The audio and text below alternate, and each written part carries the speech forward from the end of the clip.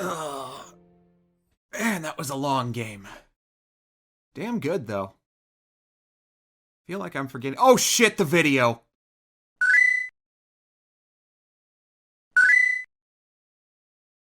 Whenever the name Westwood Studios is brought up, it's almost always in relation to either the Command & Conquer franchise, or how Dune 2 codified the RTS genre as we know it today.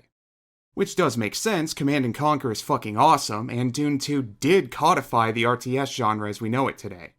What gets forgotten though is that Westwood cut their teeth on RPGs. Chief among them was Eye of the Beholder, an iconic first-person dungeon crawler that you'll find on damn near every best D&D games of all time list. And that's a bigger field than you might think. With that kind of foundation, it's easy to see why Westwood were confident enough to branch out into their own series, Lands of Lore. The first game in the series, Lands of Lore: The Throne of Chaos, was released in 1993 and published by Virgin Interactive. It will never stop being weird to me that Virgin had a game publishing branch. Richard Branson has too much money.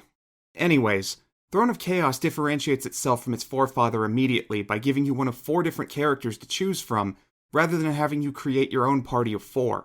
You have the mage, Oxshell, the kitty cat man, Kieran, and the obligatory human characters you won't pick because they're nowhere near as eye-catching as these two.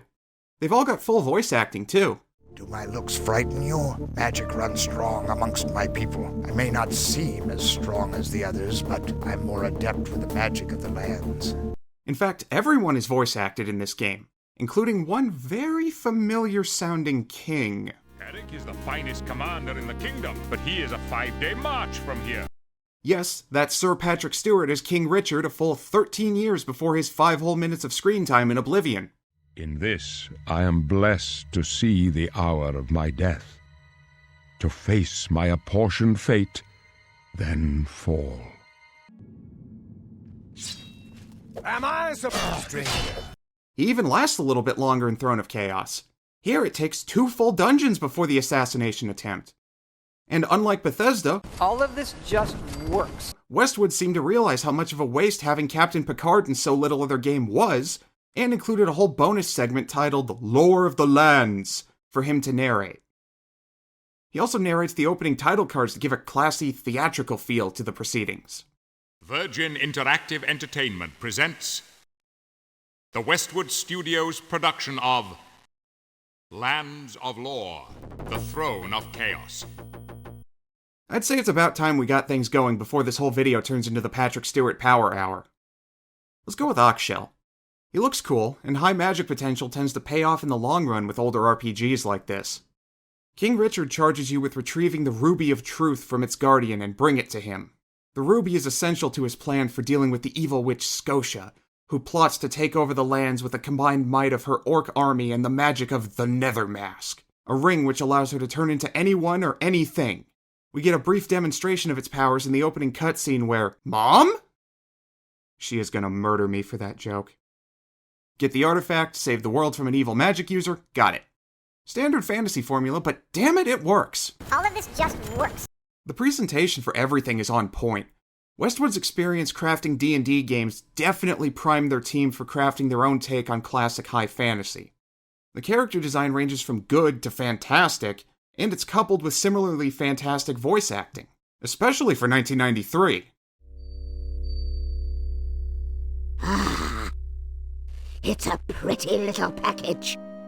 At last, Richard and his puny forces have met their match. The sound design in general is great, come to think of it. Combat sound effects are very punchy, and the music sets the mood well. Which makes sense considering said music was done by the trio of Patrick J. Collins, Dwight Okahara, and Frank Klepacki, who all have done great work on other games too. Collins worked on the criminally underappreciated PC soundtrack for Maui Mallard,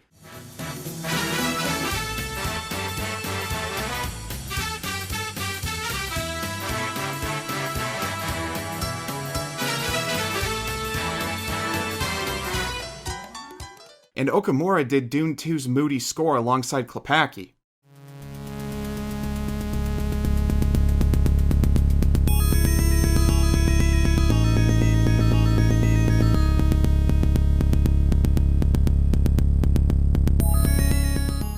As for Klepacki himself, well...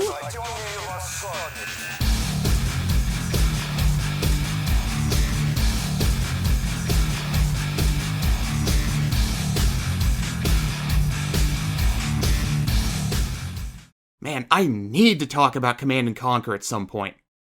It appears that the President and even General Carville are under the influence of a Soviet psychic beacon. Throne of Chaos plays like most dungeon crawlers from this time period. You and your eventual party move as one along a square grid as you explore twisty, labyrinthine dungeons.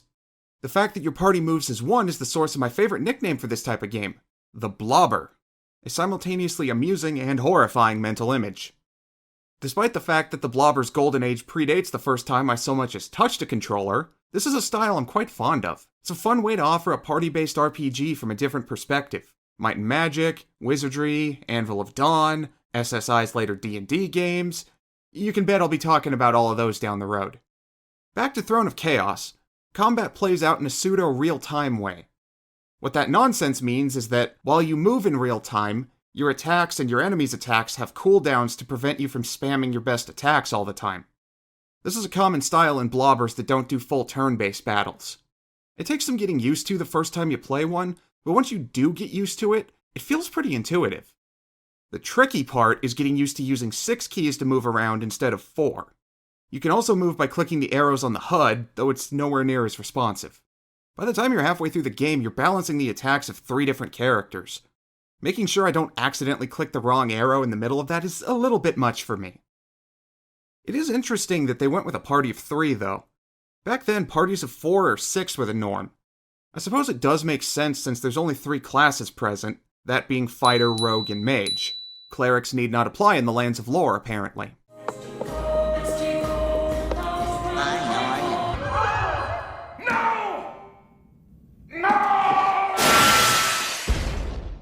The cool feature here is that any character can advance in any of the 3 classes based on how they kill enemies.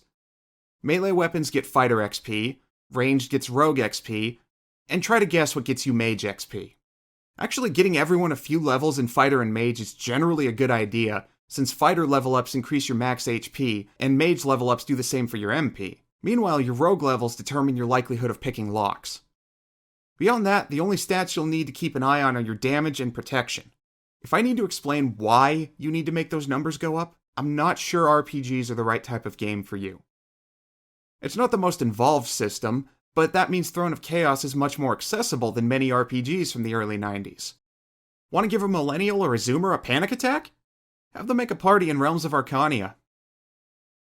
Magic is streamlined here as well. With only a handful of spells to learn and 4 levels of power each, it isn't likely to light a full Magic player's world on fire. Though for combat Magic-focused simpletons like me, who don't care for the whole status effect rigmarole, it works just fine. Where Throne of Chaos fell a step short for me was in providing enough info when it came to items. How do you find out what that ring you picked up does? Well, you either have to notice this particular character never gets poisoned anymore, which could just as easily be pure luck in a game like this, or you look up a guide. Older gamers may be quick to wave this away by saying that this is more realistic or immersive, but I counter by arguing that deliberately depriving the player of vital info was a great way to sell strategy guides. And would you look at that? Wait, 25% to call thunder and do triple damage? Son of a bitch! I wish I'd known that during my playthrough. Huh, I missed the Hand of Fate spell too. And I guess I just picked a whole bouquet of oopsie daisies. This had to be a deliberate choice on someone's part, because Eye of the Beholder's manual has a chunk in the back dedicated to explaining each spell, and since most enchanted items that aren't just +1, +2, etc., each correspond to a spell in the game. All you need to do is check the manual for that particular one to know what this item does. What with the internet of today, though, this problem is far less of a deal breaker than it may have been for some back when Throne of Chaos first released. When you're not fighting, you'll be solving puzzles and ever so occasionally talking to NPCs. Where the game gives you a concerning number of opportunities to attack them for no real reason. I guess if nothing else, giving the players the option to be a dick is still more of a choice than you'd expect from a linear dungeon crawler. Exploration is fun for the most part. You won't see a whole lot of variation on the tiles in any given area, but that does make it so that when there is something different, like say a button on the wall, it's immediately noticeable. Ignoring the times I was simply too blind to notice it at first glance and had to use the auto map to locate the switch. Nice of them to put that on the map though. Considering Eye of the Beholder lacks an auto map entirely, Westwood made a very useful and informative one for Throne of Chaos. But these spin tiles can go straight to hell. There's no way to know if you're about to step on one until you do so, and then it's time for a spin cycle. 9 times out of 10, you can just use the auto map to reorient yourself, but that just makes it more annoying that these are present in the first place. I can't believe I'm saying this, but couldn't you have just added more pit traps? The puzzles are nothing too taxing, mainly being logic or switch puzzles. I got stuck more often because I didn't realize that this lock, which looks identical to another lock which needs a special key, could be picked. It would have been nice if there was a clear indicator which locks were which without having to try the lockpick on every single one I came across. That could be the FPS side of my brain talking, though. I need bright, candy-colored keys to understand things correctly, damn it. As for dialogue, don't be expecting any expansive dialogue trees here. Those wouldn't be common outside of adventure games for another few years. The writing here is your standard, classic fantasy fare, and I mean that in the best possible way. Leave him, vile witch! You cannot stop me. I found the mask. My warriors have the ruby, and this realm will soon beg for mercy beneath my heel. Postpone your celebration, hag. I will not permit this travesty. Oh, the inept charmer threatens me.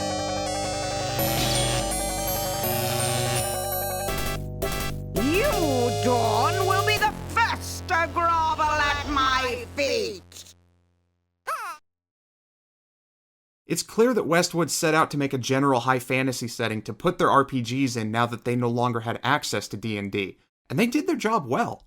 Characters speak theatrically like you would expect, and the overall quality voice acting helps seal the deal, especially when compared to its competitors at the time. There are some dud performances scattered about. Oh, so you come to see Victor, afraid of Scotia's new toy? Ha ha ha! Why afraid? Look at Victor. Myself could use a shape changer.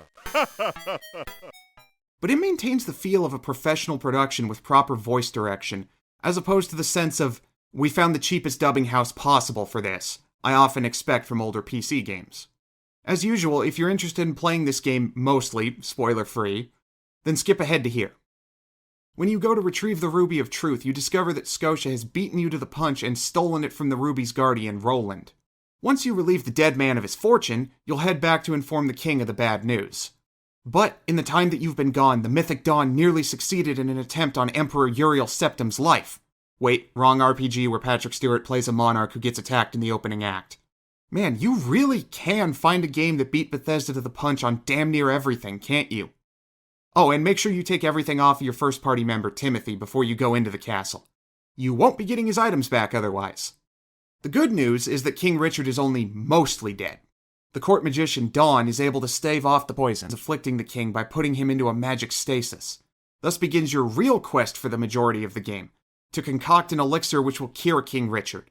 Your first stop being the Cave of the Droracle to learn the recipe. Now, that name sounds ridiculous, because it is, but it does make sense when you see that he's literally a dragon oracle. Joining you on your quest is your first permanent party member and all-around best boy, Bakata. He's a posh, four-armed wall of muscle in the guise of a magician's apprentice. Later on, you'll also be joined by Paulson, here as your other permanent party member. So be sure to keep that in mind and take away all of Laura here's equipment before you get to the Droracle. Yes, I fell for that twice, and I just couldn't be bothered to load an old save. From here on out, everything is pretty straightforward as you journey onward to find all the ingredients to the elixir. No major plot twist to speak of, save for the one time Scotia disguises herself as Dawn to trick you into giving up one of the keys you need to remove the stasis field protecting King Richard. This time I did the stupid thing just to see what would happen. No worries here, you can find the key again later on. I was surprised that the obviously evil Chancellor Garon didn't actually reveal his true colors at any point. Scotia in bird form literally lands right beside him the first time you speak with the guy. If he wasn't the mother of all red herrings, then I guess he's waiting to make his true villainous play until one of the sequels. There is this one part near the end where you have to side with one of two alien races to exterminate the other one before you proceed that comes right the hell out of nowhere. It's such a blatant example of padding the game out that even the characters themselves are confounded by this turn of events. I went with the creepy bug monsters because fuck those floating nerds. I'll give them the mother of all wedgies and... Okay, I see that this is going to be a pain in the ass. If you ask me, Lands of Lore, The Throne of Chaos is a great starting point if you're looking to dip your toe into the realm of old-school dungeon crawlers. It still has its difficult moments for sure, but so long as you remember to save early and often, Throne of Chaos is nowhere near as punishing as the early Might and Magic games, and especially nowhere near the level of the merciless torture device that is called wizardry. It's an adventure in a gorgeously pixelated world that is completely unabashed in its love of high fantasy, with great voice acting and fun combat. In short, this is a game that seriously deserves a look. I mean, come on! GOG sells it in a cheap bundle with the second game, Guardians of Destiny, that often gets discounted all the way down to $1.50. Are you going to tell this sweet cinnamon roll here that he has to save the kingdom all on his own because 75 cents per game is asking too much? Because I sure as hell won't be the one to tell him. Now go buy this game already, and I'll see you next time.